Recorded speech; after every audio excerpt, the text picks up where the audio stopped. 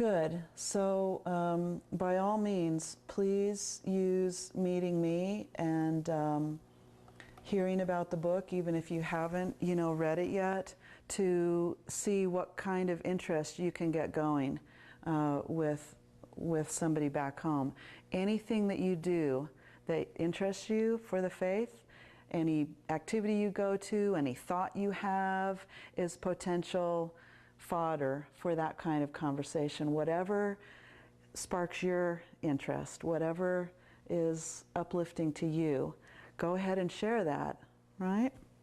So, one of the things that I want to mention is that you may not remember words, and therefore people may not remember exactly what you said, but they will remember the feeling that you had during the conversation, right? So think of an argument that you had recently with somebody, and you have hard feelings. Do you remember every last word that was said? Do you even remember what you said in the heat of the moment? Maybe not, right? But you darn well remember how you felt about it, and still feel about it, and may always feel about that. So it's the feeling that happens in the interchange that we need to really get good at, all right? Conversely, if you've had a really wonderful time with somebody, if you had a good conversation, again, you may not remember every point that was made, even if they came out of your mouth, but you remember the feeling. And whenever we have that love and that unity, we're all about that. Us Baha'is, we're supposed to be experts in this. So I would like to propose to you that what we need to do is work on our feelings first, okay? And the feelings that come out of our mouth, right? We imbue our words with that spirit, with that feeling. So if we could get better at that, then it almost doesn't matter whether we quoted the quote correctly or made every last point that we should have or whatever. The main thing is that love and that unity. And if we do that in practice with the people that we see often, okay, then we'll be all practiced up for the people that, we've never met before in the grocery store or in the park or at school or whatever, and we can be, ready to roll. Plus we'll be getting this reputation to where people will come to us because they'll feel safe with us. They'll understand that their feelings will be honored. So my conclusion, not of the talk, but my decision is that we Baha'is need to get a lot better at this feeling stuff. We're supposed to be all about love and unity and, concord and all those kinds of things. And yet I think there's a lot of room for improvement. So starting with the people that have this idea, and think about how to use your words in a loving way, right? It can grow and spread, and we should be able to improve this skill and get better and better at it.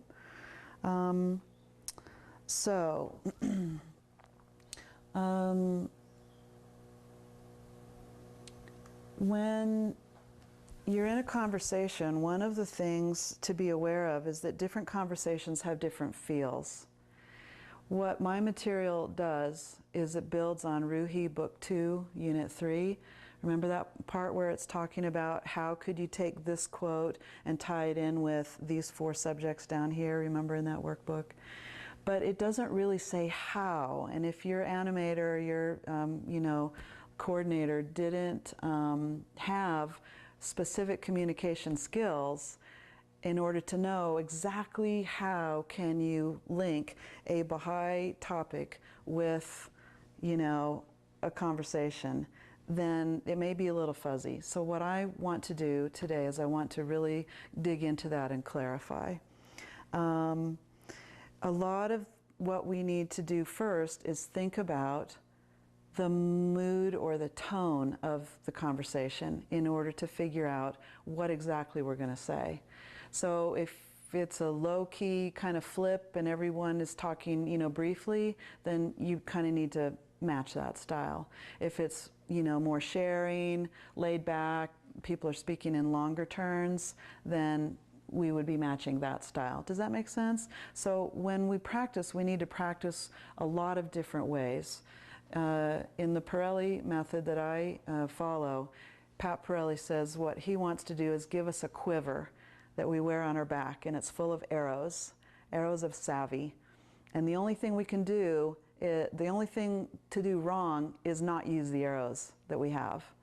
So if I pull out an arrow and I shoot it and I see it missed, it didn't work, that's okay. That feedback is going to give us a better idea of what to try, which arrow to reach for next time.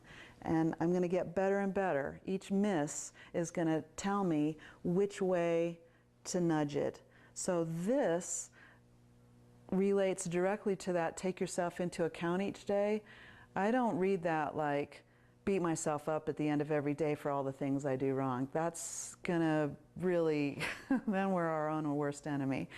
What I take that as is evaluate your hits and your misses and look at why and hone your techniques. Does that make sense? So if we're in a conversation and we try something as lovingly, you know, as wisely as we can in the moment, and it misses, that's okay. Put something, you know, get another arrow in your quiver. Think about it, pray about it, you know, and figure it out, what you could have done differently.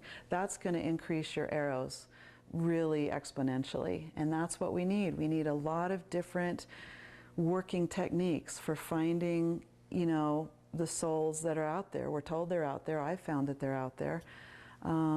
It's just a matter of how. So, matching the feel and matching the tone, right? Helping each other practice. What I would like to suggest is that you have a practice partner, and you know, whether it's by phone, in person, email, whatever, that you just start throwing each other different situations. You know, like set each other the scene. All right, you know, real or imagined, it doesn't matter, right?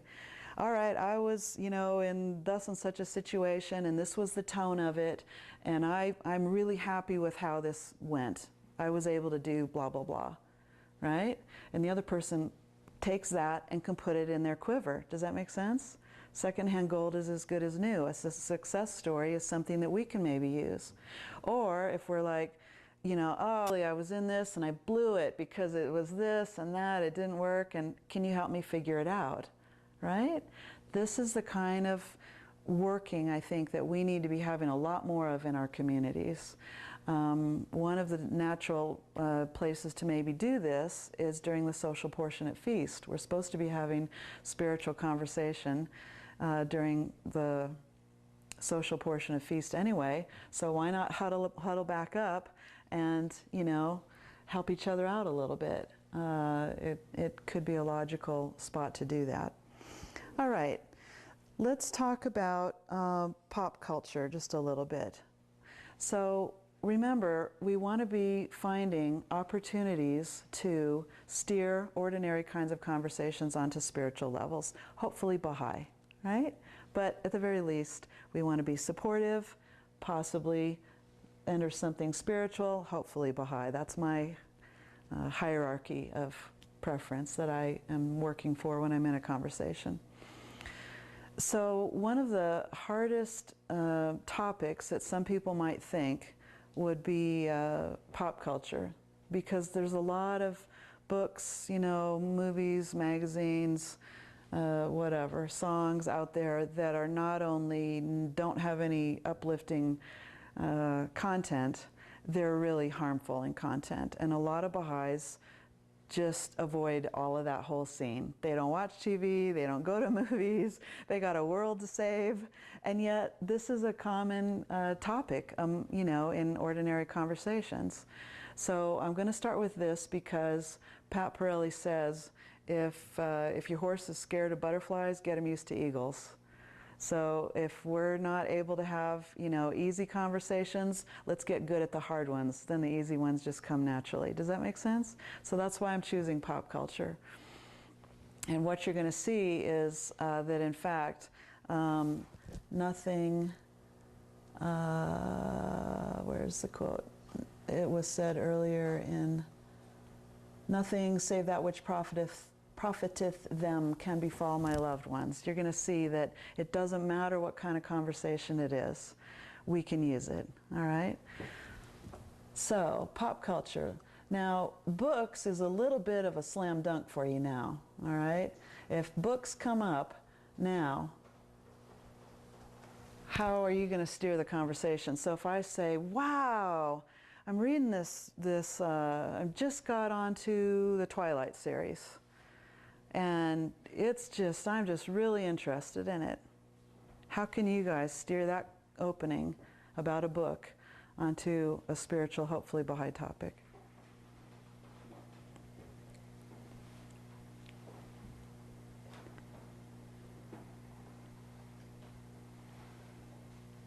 I'm reading a book too. There you go. What's that? What book are you reading? It would be Abby Wise Away. And it's about this 13-year-old girl that who's riding her horse and goes into the future, and there's world peace and everybody's happy. Really? Unified, yeah. Well, that sounds like a different book. So you like the book? Oh yeah. Huh. It's a pretty good one. Excellent. Power clap. Ready? Yay! Thank you. Completely opposite kind of focus than the Twilight series, which are all about warring parties and. You know, it's interesting because Other vampires. here's what we need to think about. We need to think about, here's the conversation that's happening. Here's where we want to go, spiritual, hopefully Baha'i topics, and this one needs to get specific depending on what's the content of this. And then we need a bridge. We need a bridge, right? So when I said Twilight, right, my own thought was, you know, I heard that a lot of mothers were buying their daughters this book because Edward and Bella were not having sex, you know, in the thing. And that's a Baha'i belief too. You could work it that way, right? You could find the one redeeming quality, right? Because this is a skill that Abdu'l-Baha said we should have, to ignore the 9 bad and find the one good. Well, if you can't find the one good, then yeah, just hijack it, you know, just hijack it to where you want it to be. Whatever works, that's my real motto, whatever works, as long as it's, you know, moral and uplifting and so on. But I like what you did too. You just said, well, I'm reading a book too, because the topic is books, right? Or you could just like say, really, you like Twilight? You know, you can be kind of like, really? I don't get the whole Twilight, you know. I mean, you don't have to say you have horrible taste in books. I mean, you don't have to, you can just say, I didn't like that so much, or, you know. Now, because I write young adult fiction, I read Twilight. I thought it was poorly written. I thought it was not credible. It's like, for real, Edward's spending like every night in Bella's room, and yet you're telling me they didn't have sex? Forget it. I just like could not make myself even finish it, you know. Conversely, Harry Potter was a role model for my books. I draw heavily on that. It's really well written. It's, you know, it's got a lot going for it, but it gets darker and darker and darker. And I didn't want to do the ultimate evil takes over the universe again. I wanted, you know, my Harry to go on spiritual adventures and run into, you know, mystical powers, right? She was a direct inspiration for me,